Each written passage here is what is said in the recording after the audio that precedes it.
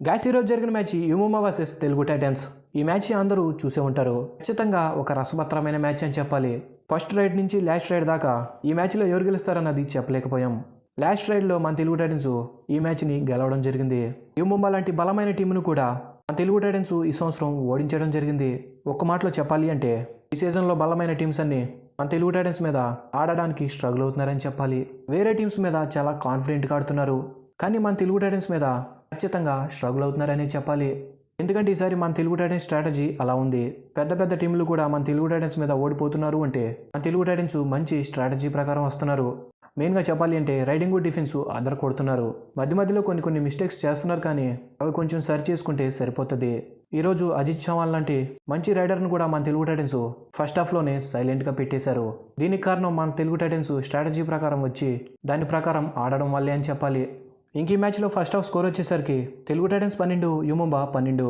ఇంకా second half మొదలైన కాడి నుంచి మన తెలుగు టైటన్స్ అసలైన ఆటని స్టార్ట్ చేశారు.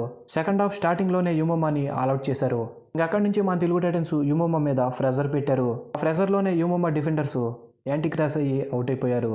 ఇది కూడా మన తెలుగు టైటన్స్కి కలిసి వచ్చిందని చెప్పాలి. ఇంకెప్పుడైతే యుమోమాని ఆల్అౌట్ చేశారో ఇంకా అక్కడి నుంచి మ్యాచ్ మన చేతిలోకి వచ్చేసింది. కానీ మ్యాచ్ ఎండింగ్ వచ్చేసరికి కొన్ని మిస్టేక్స్ చేయడం వల్ల ఆల్అౌట్ అయ్యే పరిస్థితికి వెళ్ళారు. కానీ అక్కడి నుంచి కాపాడింది ఆపద్ బాంధవుడు ఆశిష్ నర్వాల్. తను లాస్ట్లో చేసిన సూపర్ టైక్లే ఈ మ్యాచ్లో మనం గెలవడానికి కారణమని చెప్పాలి. ఇంకా దాని తర్వాత చేతన్ సాహు కూడా లాస్ట్ రైడ్ సూపర్గా ఆడాడు. ఇంకా అలాగే ఈ మ్యాచ్లో మన తెలుగు టైటన్స్ డిఫెండర్స్ ఫ్రెజర్ సిచ్యువేషన్లో సూపర్గా ఆడారని చెప్పాలి.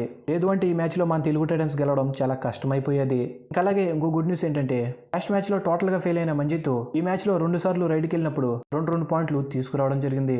ఒకసారి జంప్ చేసి ఇంకొకసారి డుక్కి చేసి తీసుకొచ్చాడు.